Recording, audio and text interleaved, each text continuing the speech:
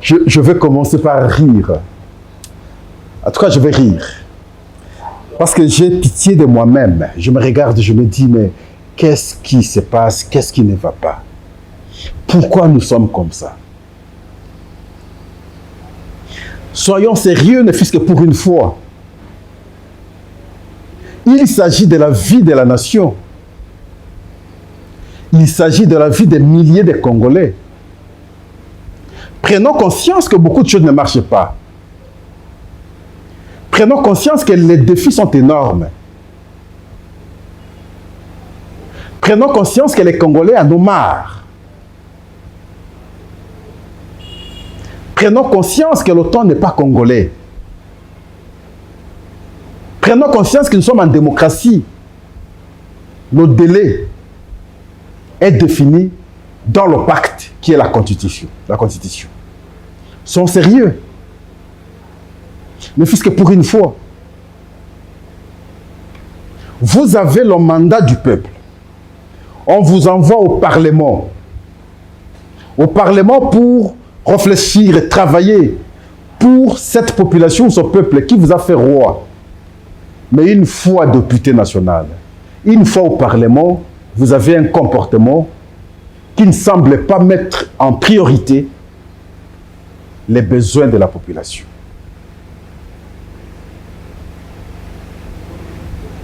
Regardez l'écart que nous avons creusé. Non, pour ça, je veux m'exclure. L'écart que vous avez creusé de l'élection jusqu'à la sortie du gouvernement, jusqu'à l'installation des institutions. Donc, il faut parler. Nous sommes partis pour le mois de juin. Voilà. De cette interpellation, nous abordons notre thème du jour. Un seul thème. On n'a même pas des informations aujourd'hui. Parce que ça nous fait mal.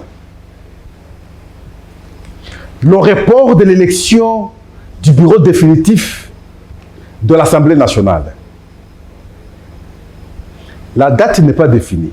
C'est aujourd'hui, le 18 mai, qu'il a été prévu l'organisation de cette élection. C'est aujourd'hui. Hier, vendredi, le 17, je vous avais dit que nous allons revenir aujourd'hui le 18, parce que j'avais l'incertitude au regard du comportement des acteurs politiques, principalement ici les députés, que cette élection sera organisée demain samedi, donc aujourd'hui, 18 mai. Et voilà, il n'y a pas élection aujourd'hui. Le report simplement parce que vous sentez que les gens ne voient que leurs intérêts. On ne voit pas l'intérêt du public. Personne ne sait se soustraire pour laisser l'intérêt du public prendre place. Personne. Le présidium de l'Union sacrée, Pascal, heureusement, j'ai été parmi les premiers, je n'ai jamais voulu dire le premier, lorsque j'avais vu la première liste sortir, à l'instant, 2 minutes après, j'ai analysé et de mes analyses, il y a eu plusieurs réactions de députés, des réactions de mécontentement. Et la conséquence, nous sommes en train de vivre aujourd'hui. On ne peut pas avoir de tels acteurs politiques au pays, dans un pays où tout est défi aujourd'hui. Ils ont sorti la première liste. Trop de contestations. La deuxième liste aussi n'a pas convaincu. Ce qui a fait que Antipas Mbouissa Nyamwisi saisisse le Conseil d'État et c'est le lundi que le Conseil les a appelés d'aller maintenant présenter leurs éléments de défense. Mais bien avant, et voilà le même jour du 17, ils seront reçus par le président de la République, Félix-Antoine Tshisekedi.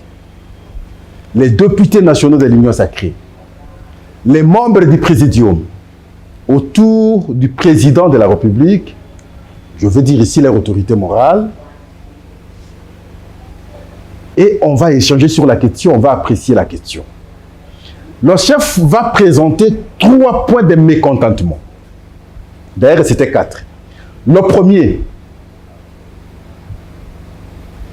il estimait que l'Union sacrée, son présidium et le reste, n'a pas pris en compte la représentativité féminine Et quand vous regardez même la liste, c'est à la fin, comme questeur adjoint, que nous allons voir Caroline Bemba. Mais nous avons le président et ses 2 vice-présidents. Pourquoi sur les 3 là, on ne pouvait pas avoir une femme? Mais qui va vouloir envoyer une femme? Si c'est mon parti, moi, j'ai des priorités, je dois chercher celui qui est proche de moi, je l'envoie. Si pas mon fils, c'est mon petit frère. Et puis là, il part. Qui va accepter? Le rapporteur, c'est un homme. Le rapporteur adjoint, n'en parlons pas parce que ça ne concerne pas l'union sacrée. C'est là où nous voyons l'ensemble envoyer une femme avec un homme. Enfin, je ne sais pas si c'est celui-là. L'ensemble a envoyé une femme. Et il y a, il s'appelle Constant Moutamba, lui qui provient d'un autre regroupement, mais de l'opposition. Ça ne concerne pas l'union sacrée. Donc, la composition de l'union sacrée telle qu'elle a été présentée, on n'a pas tenu compte vraiment de la femme. Et le chef a dit, je ne vois pas la femme. La question de la géopolitique, Pascal, je l'ai dit ici, chers membres de la communauté, je continue à vous remercier parce que vous nous suivez de très près. Je ne voulais pas comprendre qu'Antipas Mbusa Nyamwisi revienne. Pourquoi? Parce qu'il provient du nord-sud Kivu. Nous avons le président qui est Vital Kamerhe. Son cas ne sera pas traité parmi les cas qui seront traités ici du fait que lui a été choisi par les primaires. Provient du nord et sud Kivu. Alors lui ne peut pas, voulant occuper maintenant le poste de 2e président, provenir encore de cet espace. Non, sur le plan de la géopolitique, ça ne passe pas. Donc Mbusa Nyamwisi, Antipas, est d'office écarté. C'est comme le cas de Jacques Njoli et Madame Caroline Bemba, les 2 de l'espace du Grand Équateur. Il faudrait que un laisse la place à l'autre. Nous l'avons dit. Et c'est revenu aussi, le chef n'a pas été content. Donc il faut revoir. Il a présenté son mécontentement à l'égard du présidium parce qu'il y a eu beaucoup d'accusations de la part des députés nationaux contre le présidium. Un comportement qui ne facilitait pas les choses, où les gens sont dans les calculs politiques pour leur positionnement personnel. Et le chef a dit, le chef de l'État bien entendu, je ne peux pas cautionner ça, je ne suis pas d'accord. Ressaisissez-vous, faites normalement les choses. Il s'agit du pays, ce n'est pas de posture des individus. Et en fin de compte, le chef a reproché tous les députés parce qu'il y a des contestations, il n'y a pas sens d'acceptation. Si dans cette ambiance que vous allez continuer, je n'hésiterai pas de dissoudre même le Parlement. Sinon cette Assemblée nationale. Mais il a raison. D'autres me disent, mais pourquoi il n'est pas intervenu bien avant? Oui, mais il ne pouvait pas intervenir bien avant, parce qu'il fallait les laisser quand même. On ne peut pas être dictateur. On vous fait confiance. Rendons service à la nation. Ce sont des grands messieurs, des grands responsables. Mais hélas, c'est comme ça qu'il est intervenu en aval. D'autres vont plus loin pour me dire, mais, M. Pascal, mais vous ne voyez pas que le président de la République veut faire la démocratie à l'occidentale en République démocratique du Congo. Et c'est là que les choses ne vont pas marcher. Ils ont raison. Et moi, je m'adresse au président de la République. Ne faites pas la démocratie en République démocratique du Congo au modèle occidental. Ça ne passera pas. Regardez ce que vous aviez fait maintenant là. Ça a ramené tout le monde à l'ordre. C'est comme ça qu'il faut faire de temps en temps. Démocratie, oui, mais la dictature, oui aussi chez nous. Parce que les gens n'entendent que l'orientation du chef. Et si c'est son libre arbitre pour qu'il rende service à la nation, parfois ça ne marche pas. Et voilà pourquoi il est conseillé de temps en temps de pouvoir donner vos orientations, d'étonner pour que les gens s'alignent pour l'atteinte des objectifs tels qu'attendus par la population. Le contraire, ils vont vous ramener vers le bas. Le cas Mbosso, Christophe, l'actuel président du bureau d'âge, je pense que lorsque vous êtes président du bureau d'âge, c'est l'âge qui compte. Lorsque c'est l'âge qui compte, ça veut dire en d'autres termes, vous avez l'expérience et la sagesse. Nous pensons qu'à ce moment-là, l'être n'a plus besoin des avantages de la vie, mais plutôt pour sa progéniture et laisser des empreintes pour que demain on parle de lui. Mais nous vivons le contraire, les velléités dictatoriales. Je comprends peut-être de là où on provient. Ces velléités dictatoriales font aujourd'hui que, à la place d'être honoré, respecté, aujourd'hui on commence à cracher sur vous, M. Christophe Mbosso. Vous ne méritez pas de telles réactions de la part des gens. Vous auriez dû mériter le respect. Et son respect proviendrait de votre comportement. Si au départ, même pour le poste du président, vous aviez décliné l'offre, ça nous éviterait d'avoir les primaires.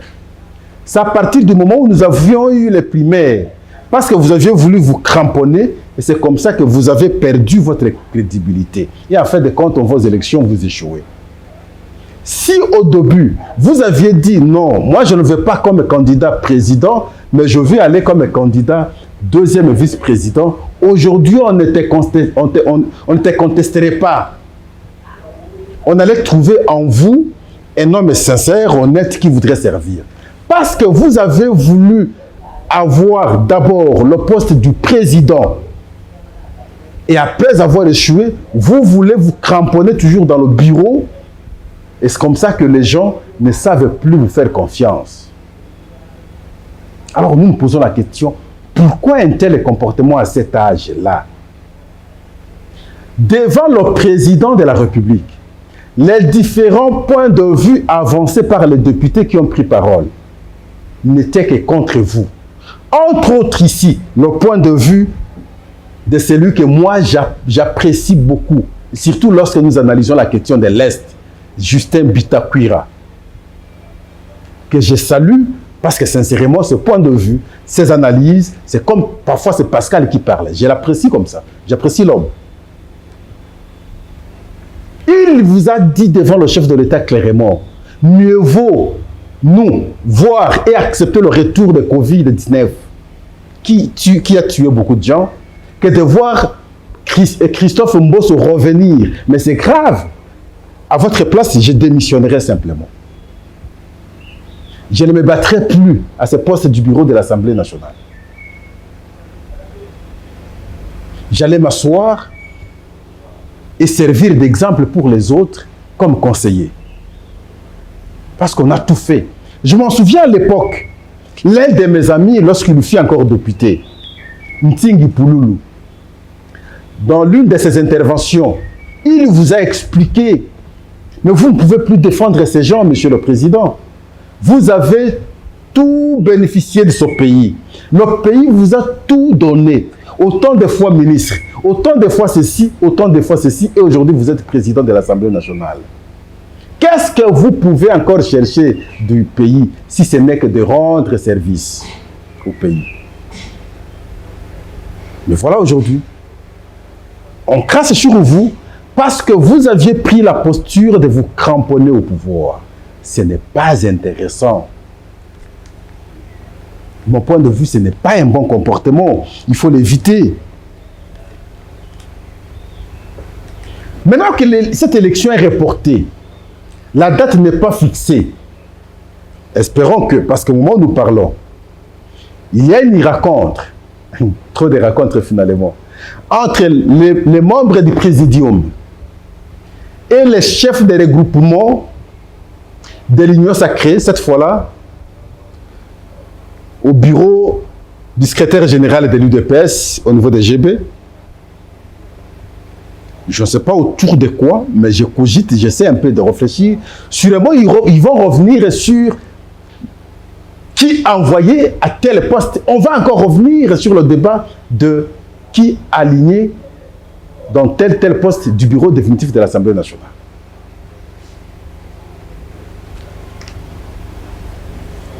On prend encore du temps, ça tire à longueur. L'élection qui allait avoir lieu aujourd'hui, le 18, est reportée à une date ultérieure. Entre-temps, tout est bloqué. Entre-temps, tout est en berne. Entre-temps, les secteurs ne fonctionnent pas. Entre-temps, le gouvernement ne sait pas sortir. Or, j'ai pensé depuis 1 ou 2 semaines passées, jusqu'à hier, que aussitôt qu'on aura organisé cette élection, si pas le même jour ou le jour suivant, le gouvernement pourra sortir le temps que le bureau élu fasse la remise et reprise. Et le temps que le Premier ministre vienne déposer maintenant son projet. Le temps que ce projet soit distribué aux députés nationaux pour que finalement le Premier ministre vienne avec son gouvernement présenter son programme afin d'être investi. Je pensais que ça allait se faire au courant de la semaine. Mais nous sommes aujourd'hui déjà le 18. Ça veut dire en d'autres termes, s'il y aura cette élection à l'Assemblée nationale, c'est probablement la semaine prochaine. Alors là, je vois la fin de la semaine prochaine. Et si c'est la fin de la semaine prochaine, nous sommes quelle date? 18 plus 6, ça fait combien? Nous sommes dans le 24. Et donc, nous n'aurons le gouvernement qu'à la fin du mois, sinon début du mois prochain. L'investiture du gouvernement, c'est à la fin du mois ou début du mois prochain, mois de juin. D'autres m'ont dit aussi, m'ont appelé, mais parce que là aussi, vous allez dire que c'est la Constitution qui bloque. Non, non, non. En toute sincérité, du 15 mars jusqu'à aujourd'hui, le retard n'a rien à voir avec la Constitution. Non. Du 15 mars jusqu'à aujourd'hui, ça n'a rien à voir avec la Constitution. Le retard de la Constitution est justifié de l'organisation des élections jusqu'au 15 mars. Parce que le 15 mars, c'est la rentrée parlementaire. Le gouvernement ne peut être investi que par une session ordinaire, enfin par un bureau définitif, lors d'une session ordinaire de l'Assemblée nationale. C'est là, donc du 15 mars jusqu'en décembre, cette période, on connaît le retard justifié par la Constitution. Mais du 15 mars jusqu'à ce jour, le retard est dû des postures des politiques. Il n'y a pas autre chose. Et ici, spécialement, particulièrement, spécifiquement, à l'Assemblée nationale, les députés nationaux. Et toutes ces charges sur les épaules de Mbosso Christophe. Parce que c'est lui qui est le président du bureau d'âge. C'est déplorable. Vraiment, c'est déplorable qu'on soit à ce stade. C'est déplorable quand je regarde la ville de Kinshasa jusque-là. C'est déplorable lorsque nous regardons comment nous sommes servis par l'électricité qui n'existe plus. C'est déplorable lorsque je vois même la régie des eaux commence à patauger, elle aussi, qui commençait à me convaincre, moi, Pascal, un peu. C'est déplorable lorsque je vois laisser aller, même par le comportement des agents de l'État, commis à réguler, par exemple, la circulation. C'est déplorable parce que quand je regarde la déception de la population jusqu'ici, qui continue à attendre le changement qui n'arrivait pas. Et maintenant, au fait, à la face du monde, c'est les allures de déception que nous affichent les députés nationaux, entre guillemets, envoyés par la population. Mais non. Hier, c'était le 17 mai. Je vous appelle à revoir. J'ai vu que beaucoup n'ont pas vu, n'ont pas regardé l'émission d'hier. Je vous renvoie, même Augustin pourra changer parce qu'il a mis juste les photos de l'entrée de la Foudel. il fallait qu'il mette ma photo parce que peut-être vous aviez compris qu'il s'agissait simplement d'un film. Non, il s'est agi d'une émission. C'est très important. Quand vous suivez l'analyse, vous allez comprendre que le 17 mai ne devrait pas être, en tout cas, une nécessité pour nous aujourd'hui. 17 mai. Je vous ai démontré à travers cette émission hier que ce jour-là, aucun militaire congolais n'avait accompagné Désiré Kabila. Il avait été accompagné par les militaires rwandais et ougandais qui l'ont installé au pouvoir. On ne pouvait pas parler de la libération parce qu'il s'est agi de l'agression voilée à son temps. Alors on ne peut pas maintenant, de cette journée, vouloir maintenant instituer une journée dédiée aux militaires congolais comme si le 17 mai, les militaires congolais avaient fait quelque chose. Non, rien du tout. Et donc, moi, je pense qu'il faudrait qu'on revoie les choses. Cette date ne mérite pas être commémorée en toute réalité. Parce qu'il s'agit d'une date où le Rwanda a pu imposer son hégémonie en République démocratique du Congo et ça continue jusqu'au jour d'aujourd'hui. Il entre avec l'AFDEL. Lorsque Kabila père se rend compte à travers le point de vue de la population qu'on ne peut pas rester avec les Rwandais, il va vouloir les chasser. Ils vont partir, ils vont maintenant se récomposer au RCD. Le RCD, ils auront le pouvoir ici lorsqu'on a partagé le pouvoir. Ils vont revenir sous une autre forme, cette fois-là, c'est en forme de CNDP, et de CNDP 1.23, 1.23.2 jusqu'aujourd'hui. Mais c'est la date qui a ouvert les portes pour les Rwandais à pouvoir venir s'asseoir sur le sol congolais. C'est la date où les massacres ont commencé contre les populations congolaises par les Rwandais. C'est la date où l'infiltration a été officialisée sur le sol congolais. Cette date ne mérite pas d'être commémorée. Si on devrait commémorer cette date, c'est en termes de deuil. Suivez l'émission d'hier. Ces analyses sont là. Je n'ai donné que quelques lignes pour vous faire rappel. Parce que j'ai vu que beaucoup de membres, hier, sûrement qu'ils étaient occupés à autre chose, ne sont pas allés suivre l'émission. C'est très important. Et donc, on revient sur ce que nous disions au regard de tout ce que nous avons comme défi. Et le chef de l'État, hier, a rappelé aux députés nationaux. Mais nous avons des défis énormes à l'est de la République démocratique du Congo. La question de la guerre. Pendant une heure d'échange, de prise de parole du président de la République, il a pris au moins 30 minutes pour les expliquer les contours de la situation actuelle au front. Et donc, quelque part, ils étaient tous discrets. Et alors que l'appui de l'Assemblée nationale, l'appui du Parlement dans cette question de la guerre est très important. Mais visiblement, les députés nationaux ne voient pas cela. Le problème est sérieux à l'Est. En toute réalité, à ce jour, nos militaires se distinguent. L'occasion pour nous, les Congolais, de dire félicitations. Moi, je n'ai pas l'habitude de vous dire, bon, on a gagné tel village. Non, ce n'est pas important. Ici, c'est les encourager simplement. Parce que je ne veux pas dévoiler beaucoup de choses. Ici, nous devons savoir dire, à ce jour, nos militaires sur le front prestent très normalement, avec une certaine détermination. Mais cette détermination doit être accompagnée et par la population et surtout par les parlementaires, de manière à ce que là où ils sont, ils se sentent appuyés pour qu'ils aient le courage d'attaquer l'ennemi, de vaincre l'ennemi et de gagner les espaces, de récupérer tout ce que l'ennemi a pu occuper sur notre sol. C'est là la préoccupation. Mais quand vous êtes dans vos postures, dans des distractions, dont je dois occuper un poste, sans comprendre que ces défis sont une exigence actuelle pour le pays, et voilà, là, substantiellement, vous nous rendez mauvais service. Et lorsque vous nous rendez mauvais service, nous n'allons pas vous accepter, nous n'allons pas vous admirer, nous n'allons pas vous aimer.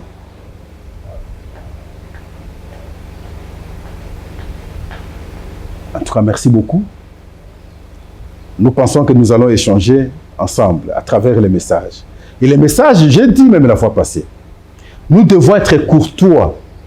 Dans cette communauté, nous n'avons pas besoin des gens qui n'ont pas la modération, des gens qui sont dans les excès, les mal éduqués. Nous n'avons pas besoin de ces gens ici.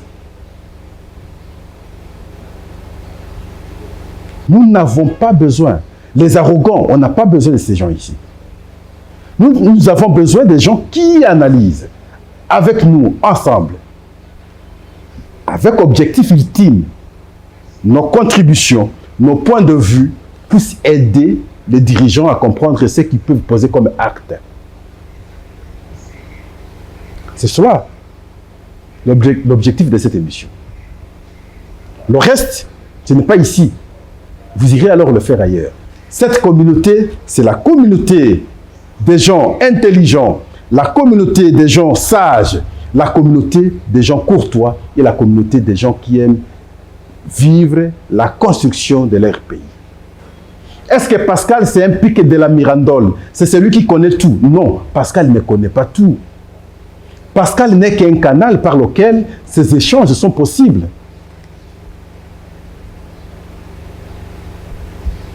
Et de vos appuis, ça nous aide de compléter nos petites connaissances et pour que nous puissions échanger avec vous. Un homme scientifique, c'est un homme humble. Quand un homme scientifique pense tout connaître, c'est qu'il ne connaît rien. Merci beaucoup.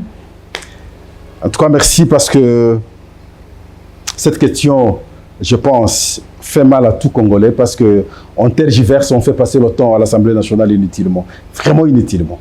Totalement inutilement. Vous imaginez, depuis le 15 mars jusqu'à aujourd'hui, pour la composition simplement du bureau, l'élection du bureau simplement, nous prenons 2 mois. Pour l'élection du bureau définitif de l'Assemblée nationale, 2 mois. Ata binomoko. Ata kubayina kamboka ango vraiment. Et chacun, l'un des députés la fois passée me dit, Pascal, tu ne comprends pas, le développement d'un pays, c'est la réussite de chacun. Dans son individualité. Mais finalement, c'est quoi ça comme affaire? Des gens comme ça dirigent. Si vous devez réfléchir de cette manière, alors, mais c'est comme ça que même lorsqu'il a une responsabilité pour servir, il ne s'est pas servi, il va vouloir se servir. Le fait d'avoir construit, lui pense que c'est cela le développement. Non. Non. Et bon, c'est ce pays. En tout cas, merci beaucoup. Bon week-end à chacun. C'est notre pays, on n'a pas de choix. On se retrouve le lundi. On se retrouve le lundi, sûrement avec de nouvelles informations, avec une certaine évolution positive pour l'intérêt de chacun. En tout cas, merci. Passez des bons moments. On est ensemble. On est ensemble. Merci. Au revoir.